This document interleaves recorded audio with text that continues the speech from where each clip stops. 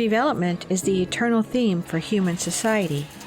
Based on similar development history and common development goals, developing countries have been working together for decades under the South-South Cooperation Framework to promote win-win cooperation. The Bandung Conference held in the 1950s provided the basis for South-South cooperation. The formation of the non-aligned movement, the United Nations Conference on Trade and Development, the Group of 77 and China in the 1960s, and the establishment of economic, monetary, and financial organizations since then have facilitated the actions of developing countries in seeking strength through unity. Today, South-South cooperation is a broad framework of collaboration among countries of the South in the political, economic, social, cultural, environmental, and technical domains.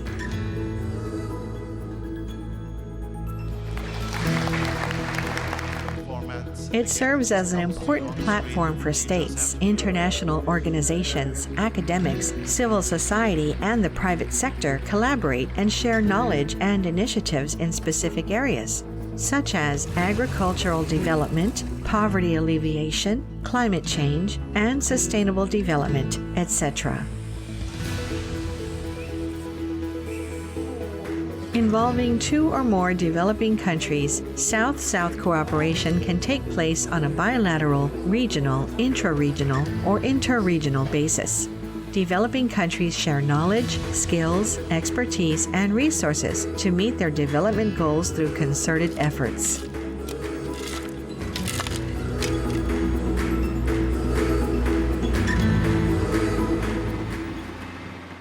In 1974, the United Nations Office for South-South Cooperation, UNOSSC, was established to promote, coordinate, and support South-South and triangular cooperation globally and within the United Nations system.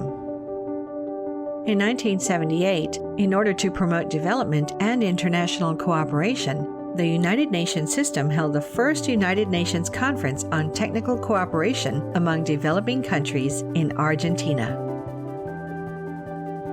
The Buenos Aires Plan of Action, BAPA, adopted at the meeting, states that technical cooperation is a means of building communication and of promoting wider and more effective cooperation among developing countries, and can increase the capacity of developing countries to adapt and absorb appropriate inputs from developed countries. In 2019, the second high-level United Nations Conference on South-South Cooperation, BAPA Plus 40, was held in Buenos Aires, making a new phase of South-South cooperation. The United Nations system will continue to enhance support for technical cooperation while expanding the influence of South-South cooperation. We basically bring the South-South cooperation from country-to-country level to city-to-city level and to institution level. So this is a deepening of South-South cooperation, and I hope this modality will be inspirational to other countries as well. During the development process of South-South cooperation, the Group of 77 and China, an intergovernmental international organization consisting of developing countries, has played an important role in promoting South-South cooperation. Particularly in the 1980s, the Group of 77 and China initiated the establishment of the Pérez Guerrero Trust Fund to provide seed funding support for small cooperation projects among developing countries.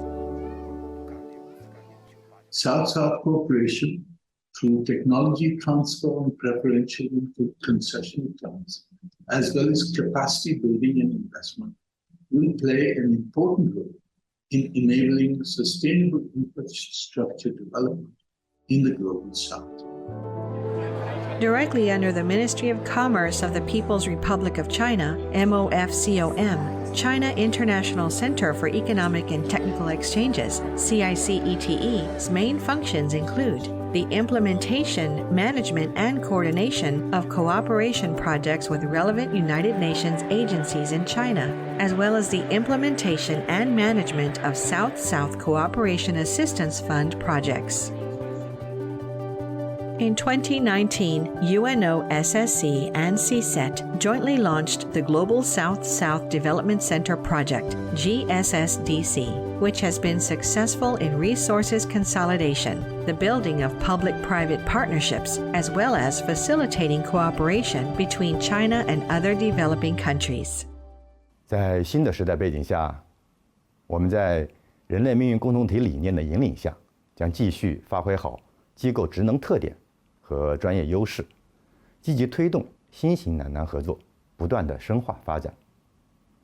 在执行好双边合作项目的同时，积极深化与联合国等相关机构的合作，挖掘资源，整合力量，贡献中国智慧和中国方案，与其他发展中国家一道，推动落实2030可持续发展议程，不断做出新的贡献。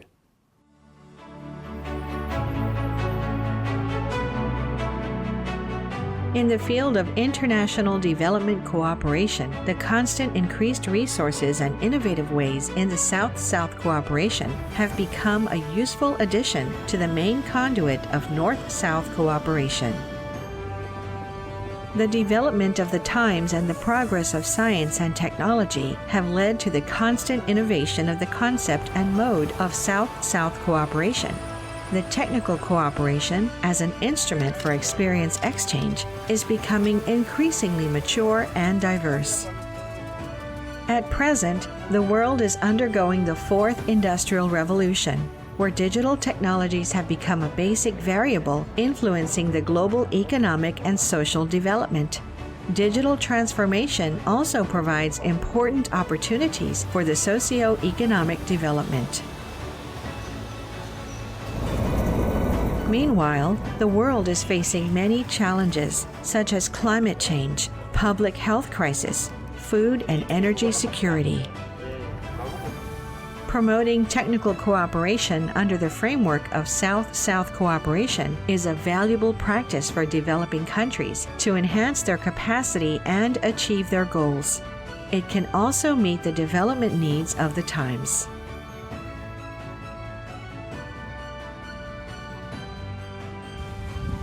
Actively implementing the UN 2030 Agenda for Sustainable Development and continuing to strengthen the role of South-South cooperation in political, economic, social, cultural, environmental, and technological domains will support developing countries in better coping with the crisis, seizing opportunities, and achieving economic recovery and development.